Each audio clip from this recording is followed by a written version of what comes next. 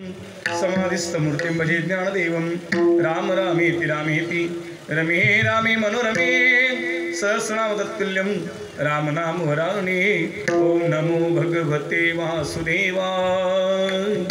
माझी ऐकावी विनंती ज्ञानदेवा श्री ज्ञानदेवा ज्ञानदेवा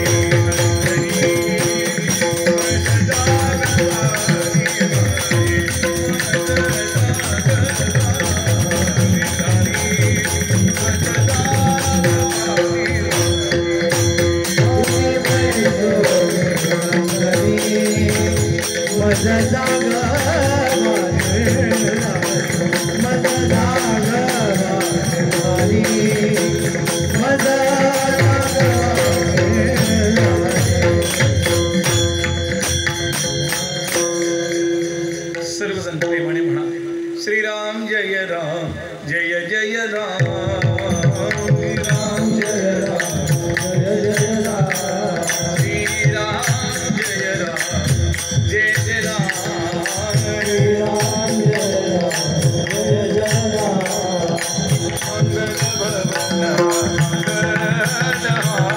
श्रीराम जय राम जय जय राम सर्वगुरु बिहारी राम जय राम जय जय राम सिया राम माय जग जग जानी राम जय राम जय राम करम प्रणाम जोरी जुग पाणी राम जय राम जय राम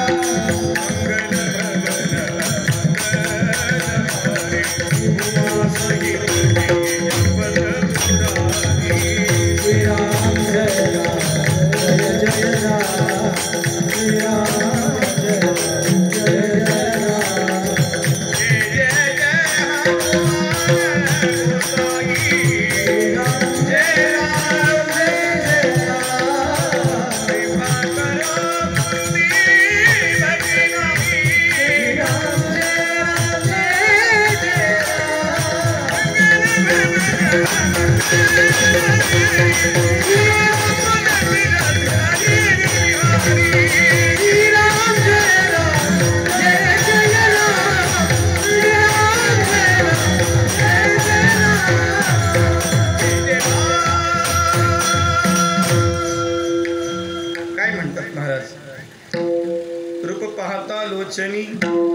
रूप पाहता लोचनी सुख झाले ओ साजणी तो हा विठ्ठल बरवा तो हा माधव बरवा बहुता सुकृताची जोडी म्हणून विठ्ठली आवडी तो हा विठ्ठल बरवा तो हा माधव बरवा सर्व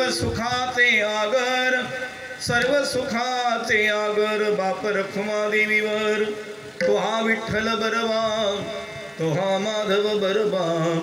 प्रस्तुत प्राप्त स्थळी प्राप्त प्रसंगी प्रभू सेवेकरता घेतलेला अभंग जगतवंद्य संत सम्राट संत शिरोमणी साधकांचे मायबाप योगी यांची माऊली ज्ञानी यांचे राजे तुम्हा अनाथांचे माय असणारे भगवान ज्ञानेश्वर महाराज यांचा चार चरणाचा बहुतेकांच्या परिचयातला पाठातला गोड असा मंगलाचरणाचा अभंग आहे। तरी आपण सर्वजण मिळून यथामती यथा अवकाश श्री गुरु कृपेने अभंगावर चिंतन करण्याचा प्रयत्न करू। विठ्ठल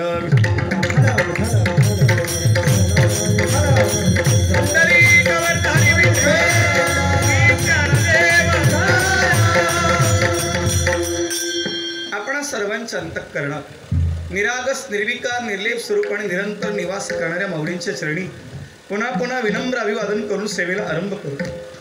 जय जय हो शुद्धे उदार प्रसिद्धी अनवर्त आनंदे वर्षतीये आधार शक्तीची अंकी वाढविसी कौतुकी हृदयाकाश पल्लकी पर्यदेसी निजे प्रत्येक ज्योतीची ओवाळणी करसी मन पवनाची खेळणी आत्मसुखाती बाळगिने लेवविसी 17 स्तन्य देसी अनहताचा हल्लरू गासी समाधी बोधे निजविसी बुजा भोनी म्हणून साधका तुम्हा बुली पिके सारस्वत तुझी पागुली या कारणे मी साबुली नसंडी तुझी म्हणवोनी अंबे श्रीमंते निज जन कल्पलते आज्ञा विमाते ग्रंथ निरोपणे तू आपुले निस्न्य पल्लवे माते पांडुर विसील सदैवे तरी आकाची आगवे निर्मीन माये नमो विशद बोध विदग्धा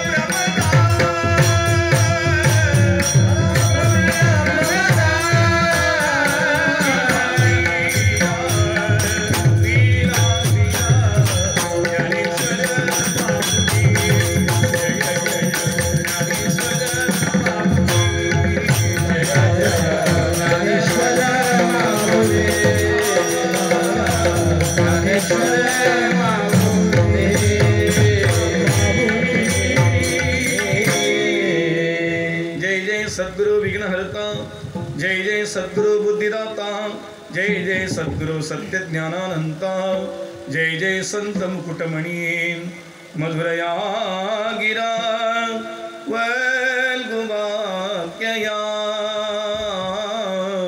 बुधमनोज्ञया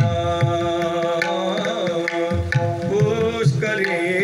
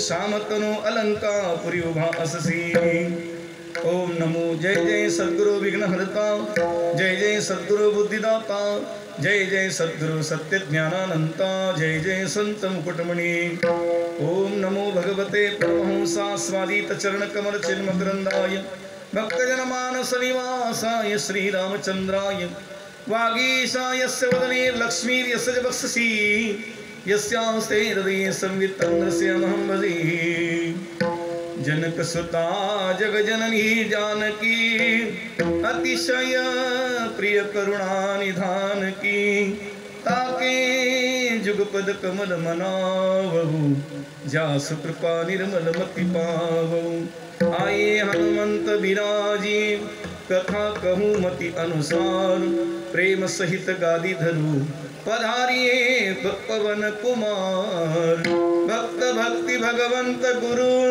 चतुर नाम वपु एक इनके पद वंदन की नासत विघ्न अनेक जेथे आठविती स्वामी चेते पाय उत्तम ते ठाय रम्य स्थळ उत्तम ते ठाय रम्य स्थळ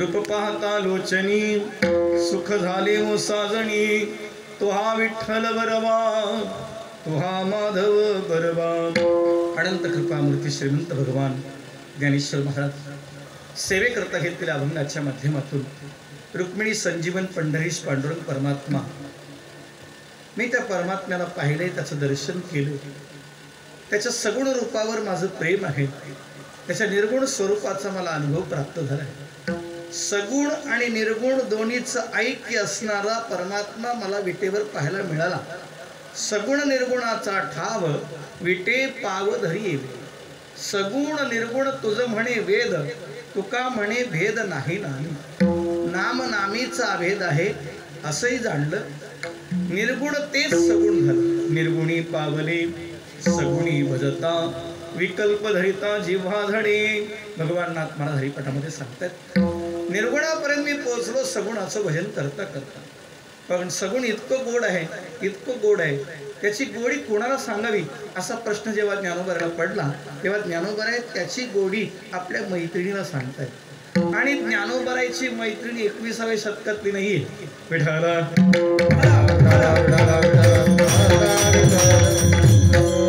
विशेषतः ती हाडामासाची नाहीये दुसऱ्या भाषेत ती तरकट नाहीये ती संशयी नाहीये संशयी नाही ज्ञानोबरायची वृत्ती ही मैत्रीण आहे ज्ञानोबरायची बुद्धी ही मैत्रीण आहे बुद्धीचे वैभव अन्य नाही दुजे एकाकी शिराजी सकळ सिद्धी हरिबुद्धी जपे तो नर दुर्लभ वाचेशी सुलभ रामकृष्ण सिद्धी बुद्धी धर्म हरिपाठी आले प्रपंच निवाले साधू संगे ही ज्ञानोबरायची अनुभूती आहे विठाला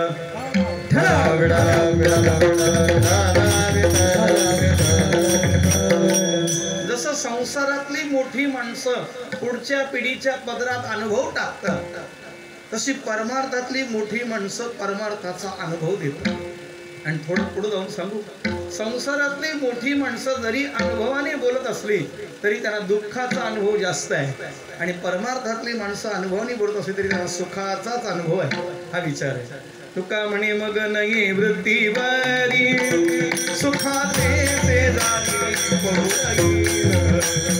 सुखाचे ते जागी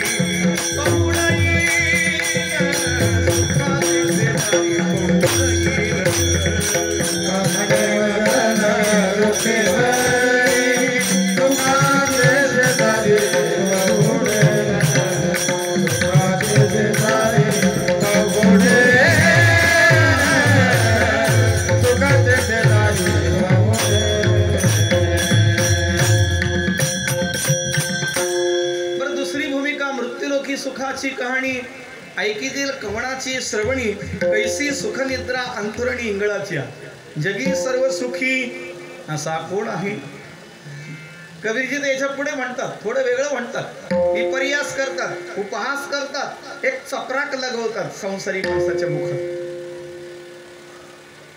सुखिया सब संसार है जो खावे और सोवे दुखिया दास कबीर है जो जागे और रोवे सगळं जग सुखी खाऊन पिऊन झोपा तरी काढतं पण दास डोंगरी राहतो चिंता विश्वाची वाहतो दुखिया दास कबीर है जो जागे और रोवे ते जागे संत जागे आणि रडतायत दुसरी बाजू साधूला दुःख नाही पण असलं तरी स्वतःचं नाही त्यांना जगाचं दुःख आहे जगाच्या कल्याण येतो हिताचा कळवळा बुडते हे जन देत न देखवे डोळा येतो हे या सगळ्या दृष्टीने ते बोलत आहेत ते बोलणार नाही त्यांचं जीवन असं आहे ज्ञानदेवा मौन जपमाळ अंतरी धरोणी श्री जपेसरा ज्ञानदेव म्हणे सगुणे ध्यान नामपाठ मौन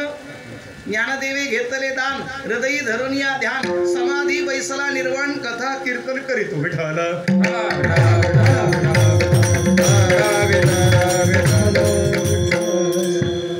बोलायचं नाही असं ठरलंय पण का बोलतायत तो आनंद बोलायला भाग पाडतो जसं माणसाला दुःख बोलायला भाग पडतो तसं साधूला आनंद बोलायला भाग पडतो साधू आनंदी आहे आनंदाचे डोही आनंद तरंग मग तया सुखा अंत नाही पार आनंदे सागर हेलावती आनंदाच्या सागराच्या लाटा आनंदाच्या कोटी आम्ही साठविल्या पोटी आनंदाचे प्रकार आपल्याकडे भक्त विषय आनंद आहे त्यांच्याकडे निर्विषय निरतिशय आनंद आहे विठाला आपल्या मैत्रिणीशी संवाद करते तुकोबरच्या भाषेत सांगू तुका म्हणे होय मनाशी संवाद याचं पहिलं चरण येणे सुखे रुचे एकांत याचं वृक्षवल्ली आम्हा सोयरी पक्षी सुस्वरे आळविती हे पहिलं चरण आहे तुका म्हणे आम्हा एकांताचा वास हे त्याचं किंवा येणे सुखे रुचे एकांताचा वास ब्रह्मी नाही गुणदोष अंगा येत गुणदोष विरहित एकांताचा वास करणारे असे भगवान तुकोबर आहे पण होय मनाशी संवाद आपण आपल्या मनाशी संवाद करत नाही संत आपल्या मनाशी संवाद करतात थोड्या वेगळ्या भाषेत सांगू सर्वे करतात ते आपल्या आयुष्याचा परमार्थाचा एक अभ्यास करताना ते विचार करतात मी कुठपर्यंत पोहोचलोय आणि हे पोहोचलोय ते बरोबर आहे का मागे सुटलंय ते बरं आहे का अजून काय धरून ठेवलंय हा विचार ते करतात आणि त्या आनंदाला ते पात्र होतात मग सर्व सुखासी पात्र होईल हे प्रतिज्ञोत्तर माझे उघडाय का या नंबर आहे 9व्या अध्यायाच्या पहिल्या ओळीमध्ये सांगतात तरी अवधाने कले दिजे मग सर्व सुखासी पात्र होईजे हे प्रतिज्ञोत्तर माझे उघडाय का असं ज्ञानोबा आहे ज्ञानेश्वरीत म्हणतात पण भगवंताचा अनुवाद संवाद करताना मैत्रिणीशीच करतात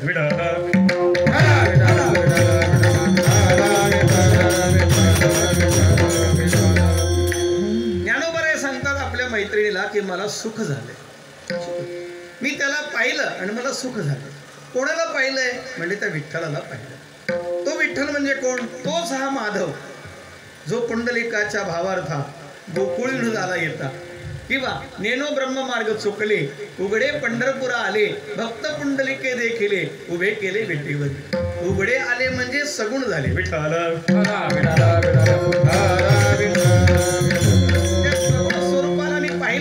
त्या साकार स्वरूपाला पाहिलं हरी व्यापक सर्वत्र समाना प्रेमा ते प्रकट होई में जाना एक हरी आत्मा जीव शिव समा एक हरी आत्मा जीव शिव समा एक हरी आत्मा जीव शिव समा एक हरी आत्मा जीव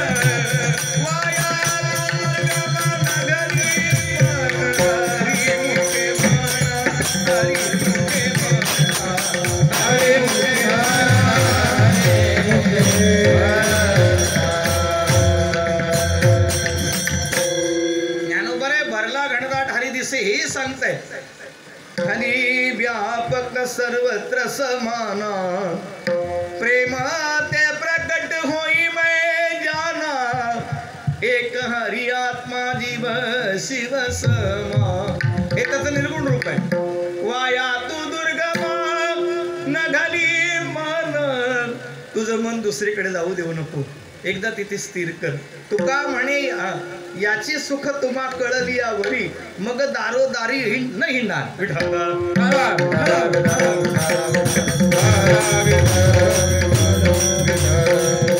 याची सुख तुम्हा कळली यावरी मग दारोदारी न हिंडाल तुकोबरे म्हणतात आणि ते तुकोबरे सांगतात डोळी याची भूक नवजे माझ्या आणि ते ज्ञानोबरे सांगतात पाहता पाहता मना न पुरे धनी ते ज्ञानोबरे सांगतात सुख झाले विठ्ठल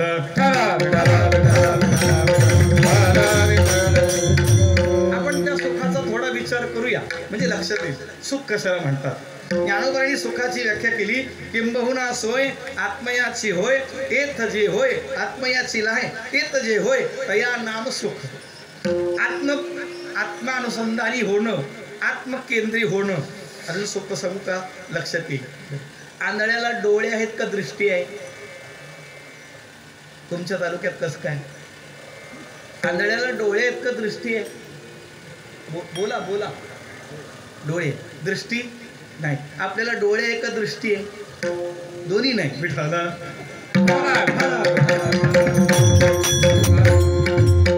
एक आंधळा डोळे असलेल्या माणसाला सांगत होता, मला रात्री स्वप्न पडलं आणि स्वप्नात माझं लग्न झालं, मला मुलं झाली, मला डोळे आले. कोण सांगतोय? आंधळा सांगतोय. कोणाला सांगतोय? डोळे असलेल्या माणसाला. माझं लग्न झालं, मला मुलं झाली, माझं ऑपरेशन झालं, मला डोळे आले, बस मी किती सुखी असेल. त्याला एकाने विचारलं, काय रे, दिवसा डोळे उघडे ठेवले तरी तुला दिसत नाही आणि डोळे बंद केल्याशिवाय झोप येत नाही, झोपायला किमान डोळे बंद करावे लागतात, मग बंद डोळ्यात तुला लग्न झालं आणि मुलं झाले आणि डोळे आले, कसं दिसलं रे? कोणत्या डोळ्यानं दिसलंय? ज्ञानोबारे सांगतात, दृष्टीचा डोळा पाहू गेले तर भीतरी पालटू झाला, कानडाव विठ्ठलू. ज्ञानोबारे म्हणतात. आता ज्ञानोबांनीच उत्तर दिलंय, म्हणून आत्मप्रभा नीच नवी तेची करोनी ठाण देवी, इंद्रिया ते चोरोनी जेवी तयासीच फावे. तिथं ज्या प्रकाशाने पाहिलं ना त्याला आत्मप्रकाश म्हणतात आणि त्या आत्मप्रकाशाचंच नाव आहे कृष्ण.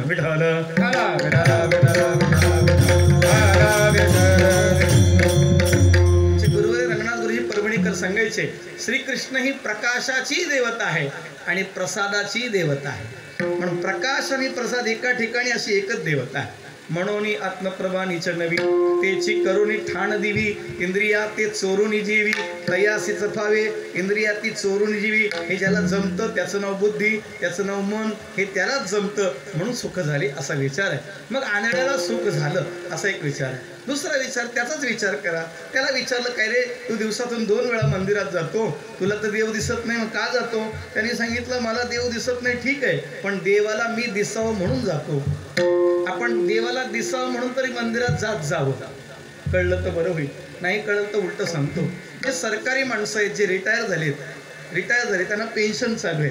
जी जुनी आहेत ना त्यांना पेन्शन चालू आहे. आणि ज्याला पेन्शन चालू आहे त्याला वर्षातून एकदा एक कागद सही करून त्याला बँकेत जमा करावा लागतो. बरोबर आहे? मी जिवंत असल्याचा कागद त्याला जमा करावा लागतो. तो जिवंत असल्याचा कागद दिल्याशिवाय त्याची पेन्शन त्याला मिळत नाही. मग जिवंत तुझ्यामुळे आहोत या म्हणण्यानुसार तरी देवाकडे जात जावं.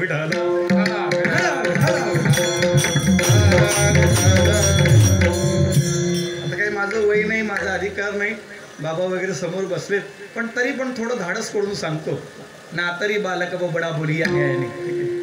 मी कधी कधी गमतीने सांगतो, अशी बरीच गाव आहेत, अशा बऱ्याच गावात बरेच लोक आहेत की ती जन्माला आल्यापासून मंदिरात गेलेच नाही, बाटलेच नाही. हे कळलं तुम्हाला? जन्माला आल्यापासून मंदिरात गेलेच नाहीत, बाटलेच नाही. पण काय भाग्य आहे, काल्याच्या दिवशी त्यांना डबा पार्सल जातो.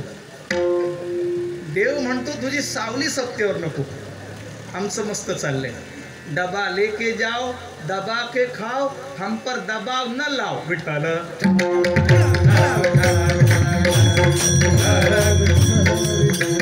उद्या फॉर्म भरल्यापासून डबे येतील सगळ्यांना. विठ्ठल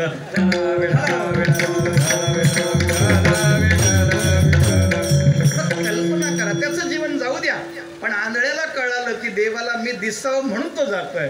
ज्याला डोळे आहेत त्याने देवाला पाहावं. देवाने डोळेच यासाठी दिलेत की त्याला पाहता यावं. डोळे तुम्ही घ्या रे सुख, पहा विठोबाचे मुख. मुख कमल पाहायचंय देवाचं, मुख कमल पाहायचंय. किती सुंदर आहे तुझे श्रीमुख, सुंदर कुसुम शुभ कांती नागर, कासे पितांबर मनोहर, पाहुनी भुल पडली करुणा घना, मुरली नको वाजवू मन मोहना, मुरली नको वाजवू मन मोहना. त्याचं मुख कमल पहा. 31 वर्षात एक रेष नाही. भागवतात देवाचं वय सांगितलं 125 वर्ष आणि 125 वर्षात सुद्धा देव 16 वर्षाचे दिसत होते. आपले 16 वर्षाचे बघा. विठ्ठला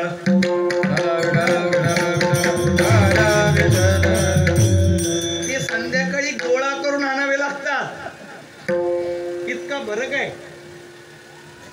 नाही कळलं तर उलट सांगतो, तुमच्या लग्नाचा अल्बम बघा आणि आधार कार्डचा फोटो बघा, मॅच होतो का? विठ्ठला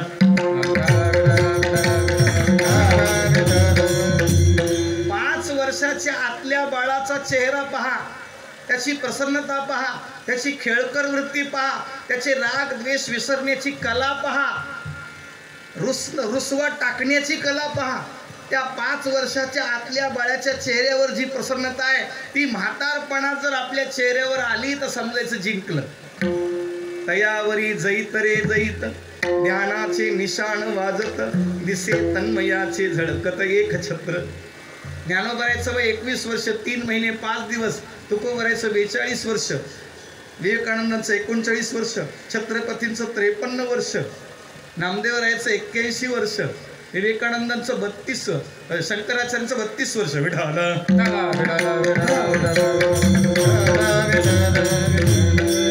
त्यांनी त्यांच्या आयुष्यात जो मुक्काम गाठला, जे मिळवले, त्यातलं नखभर पण आपल्याला नाही मिळालं. त्यातलं नख पण पाहायला मिळत नाही. बोला, नख पण पाहायला मिळत. तरी सुद्धा आपण वेगळ्या घमेंडीत वेगळ्या मस्तीत जगतो. त्यांनी किती मस्तीत जगायला पाहिजे, त्यांची ती मस्ती. सुख झाले हो. 2 उदाहरणं आपल्या समोर मांडतो म्हणजे लक्षात येईल. भागवतातलं उदाहरण आहे. गई पूतना मारन कुछ काल कूट लगाए, कृपा कीनी यादवराय मातु समगीत गती दे. पूतना देवाला मारायला आली होती. स्तनाला कालकूट नावाचं विष लावलं होतं. येताना तिने ब्रज 84 कोस परिसरातले 17,000 पोरं मारली आणि मग देवाकडे आली. देवाने तिला आपल्या घराकडे ओढली. एका महात्म्याला विचारलं की देवाला मारायला आली होती, बाकीचे 17,000 पोरं का मारले? ते म्हणले सत्याच्या कामाचे नव्हते म्हणून मारले.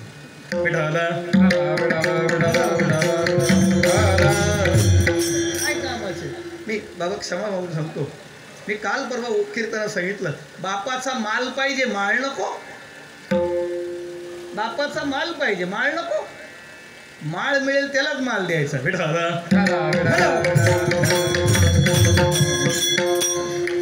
जर त्याचं रूप सुखरूप आहे तर आम्ही दुःखरूप का? हा त्याचा माल आम्हाला का मिळत नाही? आम्ही का पारखे झालो? आम्ही का पोरके झालो? का कपाळ करंटे झालो? याचा विचारच करत नाही आपण. हा विचार करत नाही. पूतना देवाच्या घरी गेली. आईने तिचं स्वागत केलं, हळदी कुंकू लावलं, बसायला पाट दिला, सरबत दिलं, तिचा परिचय विचारला. तिने सांगितलं, मी तुझी बहीण आहे, तुझ्या जन्माच्या आधी माझं लग्न झालंय, मला काही मूलबाळ झालं नाही, पण तुला झालं ऐकलं आणि पाहायला आले. कुठे गे सावळा? कुठे? सावळावो हरी सावळावो, मदन मोहन कान्हो गोवळावो, बरवावो हरी.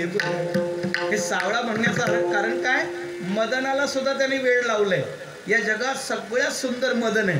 तो मदन देवाचं रूप पाहून वेडा झाला. रासक्रीडेमध्ये देवाचं रूप पाहिलं तो वेडा झाला. त्यांनी ठरवलं, महादेवानी माझ्यावर कृपा केली, मला जाळलं, मला नष्ट केलं, आता मला जन्म घ्यायला एक जागा मिळाली, मी जन्म घेईन तर कृष्णाच्याच पोटी. प्रद्युम्न झाले. असा प्रकार विवेकानंदांच्या जीवनात झाला. पाश्चात्य देशामध्ये एक स्त्री त्यांच्याजवळ गेली आणि सांगितलं की महाराज माझी एक विनंती. म्हणले काय? मला तुमच्याशी लग्न करायचंय. लग्न का करायचंय? अरे मी संन्यासी आहे म्हणले. आमच्याकडे संन्यासी ही दीक्षा आहे. जन्मतेनी प्रसंगे स्त्री देह शिवणे अंगे, तेथून आगवे सोवळे करणे, मी नैष्टिक ब्रह्मचर्य असं सांगितलं. दुसरी गोष्ट सांगितलं, पहा मी माझी आठवण विसरले दयाचे अंतःकरण, पार्था तो संन्यासीचा निरंतर. त्याच्याही पुढे सांगितलं, त्यागात शांतीनंतरम. जे हातातून सुटलं त्याला दान म्हणा, जे हृदयातून सुटलं त्याला त्याग म्हणा.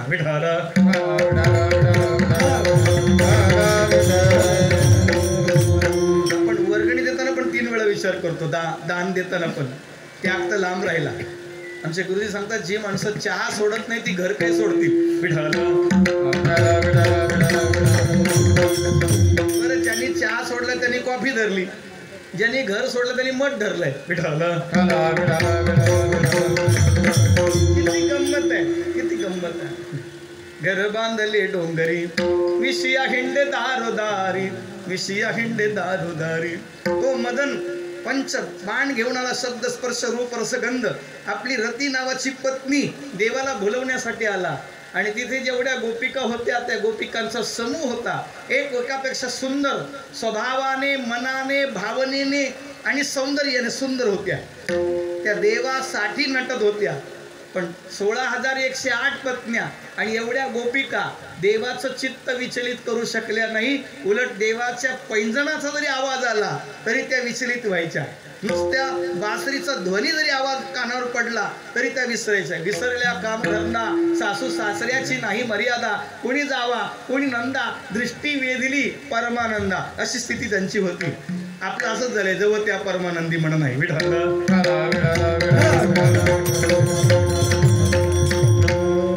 ऐकायला बरं वाटतं.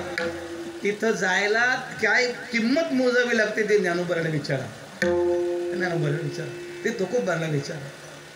देव सुंदर, पण मदन देवाला पाहून भुलले, वेडे झाले. विवेकानंदाला त्यांनी सांगितलं की मला तुमच्याशी लग्न करायचं. का? म्हणजे तुमच्यासारखा सौंदर्यवान, सौंदर्य संपन्न, ज्ञानी, विवेकी मुलगा हवाय. ते म्हणले माझ्यापासून माझ्यासारखाच मुलगा होईल यात शंका आहे. मलाच तुझा मुलगा मान, माझी आई हो. पायात डोकं ठेवलं. एका क्षणात, एका सेकंदात डिसिजन घेता आला. बोला, इथं माणसं एसटीत बसले तरी वाट बघतात शेजारी कोण येते. विठाला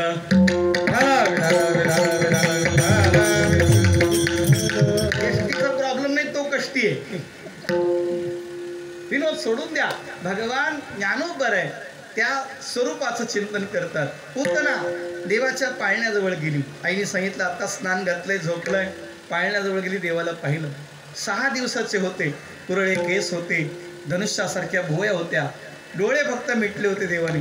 कमळासारखे नेत्र होते, डाळिंबासारखे ओठ होते, लांब बागदार नाक होतं, हनवटी बसलेली होती, गाल गुबगुबीत होते. झोपेत जरी असले तरी दोन्ही गालात खळी पडत होती. आपल्याला ऑपरेशन करावं लागतं. शंखासारखी मान होती, छाती विस्तीर्ण होती. एका बाजूला भृगुचरण चिन्ह होतं, एका बाजूला श्रीवत्स चिन्ह होतं. कंबर बारीक होती, पाठ पोट जवळजवळ एकच होती. पोटावर 3 रेषा होत्या. त्याला त्रिवल्ली म्हणतात, श्रीवल्ली नाही, त्रिवल्ली. 3 रेषा होत्या. आपल्या पोटावरच्या रेषा कपाळावर आल्या, इतका फरक पडला. गुडघ्यापर्यंत हात होते, हातापायाचे तळवे लाल बुंद होते. शंख चक्र गदा पद्मध्वज वज्र अंकुश असे दिव्य चिन्ह होते. त्या 6 दिवसाच्या बालकाला पाहिल्याबरोबर मारायला आलेली पुतना मारायचं आणि मरायचं विसरली.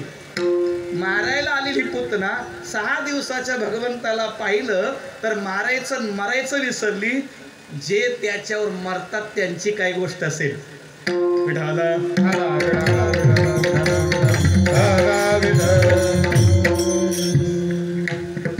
अजून नाही कळलं तर उलट सांगतो. आपण संसारात ज्यांच्यासाठी मर मर मरतो, कळलं का? आपण संसारात ज्यांच्यासाठी मर मर मरतो ते पण म्हणतात हा का मरत नाही. लक्षात आलं का? हा वावसर जाऊ देऊ नका. ते पण म्हणतात हा का मरत नाही. आणि मेल्यावर म्हणतात मेल्याने आमच्यासाठी काय केलंय, कळलं का?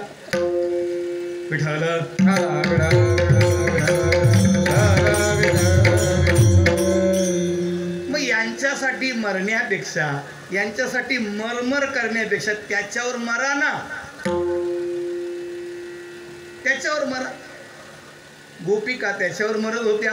श्रियपतीर यज्ञपतीर प्रजापतीर दियापतीर पतीर लोकपतीर धरापतीर गतीर चांदक वृष्णी सात्वतापती प्रसिद्ध दामे भगवान सतापती. भगवान शुकदेवाने सांगितलं तो सगळ्यांचा पती, नाथ अनाथांचा पती, गोपिकांचा परवितयाचा मनोरथ. त्याचं व्हा, तुम्ही जी इच्छा करेल ते मिळेल. तुम्ही संसारी लोकांचे झाले तर त्यांची इच्छा पुरवावी लागेल. विठाला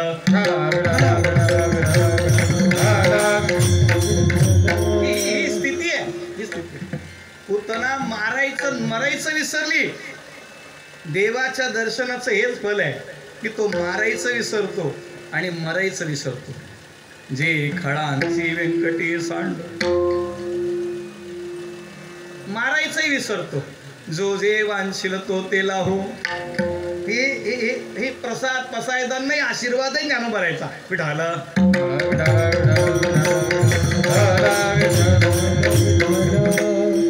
घरातल्या कर्त्या पुरुषावर जशी जबाबदारी असते, त्याला रडता येत नाही, त्याला बोलता येत नाही, सगळं सहन करावं लागतं, तसं महात्मे फक्त तपश्चर्या करतात, प्रार्थना करतात, आशीर्वाद देतात, शाप देत नाहीत. ते इतका फरक आहे. पुतना मारायला आलेली, अरे राक्षसी स्वभावाची एक स्त्री देवाला पाहून जर मारायचं मरायचं विसरली तर जे त्याच्यावर मरतात त्यांची काय गोष्ट आहे. त्यांच्यापैकी संत मालिकेतले जेवढे संत आहेत ते मरतात त्याच्यावरच मरतात. नवे नवे त्याच्यासाठीच मरतात. काय गंमत आहे. उदाहरण क्रमांक 2 लक्षात येण्यासाठी सांगतो.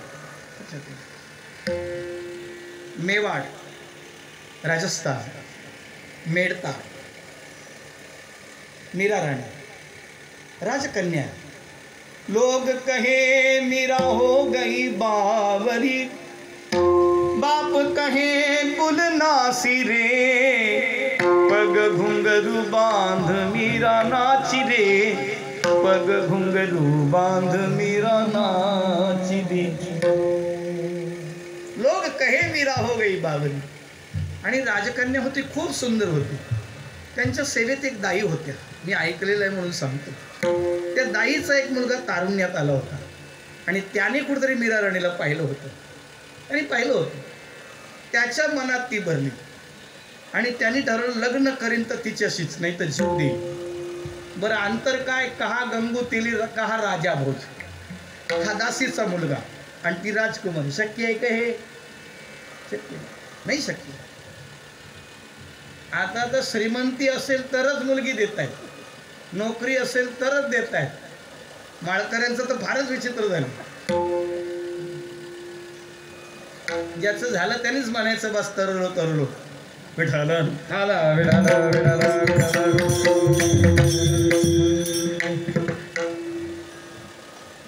4-5 दिवस घरात कोंडून घेतलं, अन्न नाही पाणी नाही. त्याची आई गेली आणि सांगितलं बाळा काय रे, 4-5 दिवस झाले तू बोलत नाही, काही खात नाही पीत नाही. कोणी काही बोललं का, कोणी रागवलं का, काही तुला त्रास आहे का, काही दुखतंय का, पोट दुखतंय का. ते म्हणा काही नाही, मला जगायचं नाही. जगायचं नाही म्हटलं त्या म्हातारीच्या डोळ्यात पाण्याला. असं नको म्हणू बाळा, तुझ्यासाठी मी जगते. तुझा बाप गेल्यानंतर तुला तळ हाताच्या फोडासारखं जपलंय मी. तुझ्यावर जीवन आहे. तू गेला तर माझ्या जगण्यात अर्थ काय. नाही नाही मला जगायचंच नाही. अरे झालं काय, बोलशील की नाही, बोलशील की नाही. ते म्हणजे आई बोलतो, तू माझी इच्छा पूर्ण करत असशील तर बोलतो, नाही तर मी जीव देईन. तू बोलून तर बघ, मी माझा जीव पणाला लावीन. म्हणजे आई मला लग्न करायचं. आईला आनंद झाला, चांगली गोष्ट आहे. मीच तुला म्हणणार होते, तूच म्हणतोयस लग्न करायचं, ठीक आहे. ते म्हणजे ऐक ना, पण तू ज्या मीरा राणीची सेवा करते ना त्या मीरा राणीशी मला लग्न करायचं. ते ऐकल्यावर म्हातारीच्या काळजात धस्कन झाला. अरे बापरे, माझ्या मुलाने पसंत केली तर मीरा राणीच केली आणि करीन तर तीच करीन, नाहीतर जीव देईल. काही लोक गाडीवर येतात ना, नाद केला पण तिलाच आणली.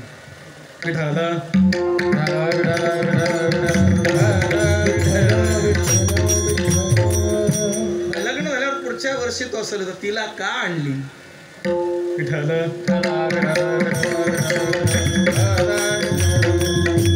कळलं तर बरं होईल. बाकी दुसऱ्या बऱ्याच होत्या, तिलाच का आणली. मलाच भांडे घासावे लागतात काय. विनोदाचा भाग सोडून द्या, कल्पना करा. आई म्हणाली मी बघते काहीतरी, पण तू खा काहीतरी. ते म्हणे नाही, जोपर्यंत तू होकार घेऊन येत नाही तोपर्यंत मी जेवणार नाही. आई गेली मीरा राणीकडे, पण हिंमत होईना. राजकुमारी काय बोलायचं. तिने जर राजाला सांगितलं आपल्याला फासावर देतील, मलाही देतील, माझ्या पोराने देतील. पण माणसाचं मन स्थिर नसेल ना तर कामं होत नाही. काहीतरी चुका होतं. अरे मोबाईलमध्ये लक्ष असेल तर स्वयंपाक होत नाही, बरोबर आहे ना. ज्याचा स्वयंपाक बिघडतो त्याने तरी म्हणा. आणि आपल्याला तर नाही लागत असो, ठेविले अनंत पैशाची राहा. भोगणी ते फळ संचिताचे. विठालं काय बोलतं महाराज. 2 दिवस मीरा राणीने पाहिलं. एक दिवशी हात धरला. आई, माझ्या आईसारखं प्रेम दिलंय, मला वाढवलंय, मोठं केलंय, माझ्या सगळ्या गोष्टीची तुम्हाला खबर आहे. 2 दिवस पाहते तुमच्याकडून चुका होत आहेत.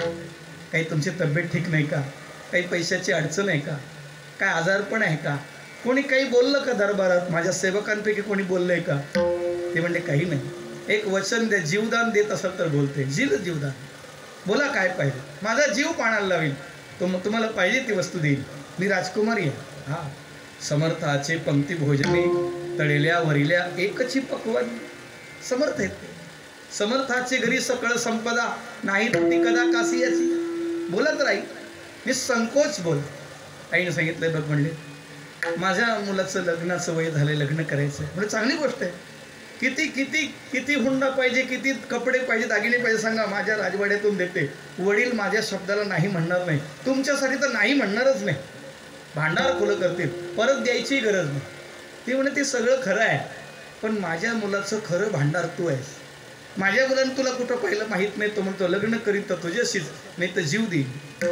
एवढंच. ठीक आहे, उद्या सकाळी त्यांना 5 वाजता पाठवून द्या, मी त्याच्याशी लग्न करेन. हे ऐकल्यावर म्हातारीला आनंद झाला.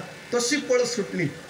मुलाला उठवलं, उठ उठ, आंघोळ कर, उद्या सकाळी 5ला बोलवले तुला मीरा राणी, लग्न करते म्हणाली. किती आनंद झाला असेल सांगता का त्याला? बरं, लग्नाच्या मांडवात जो नवरदेव बोहल्यावर उभा असतो ना, त्याला स्वर्ग फक्त 2 बोट उरलेला असतो. विठाला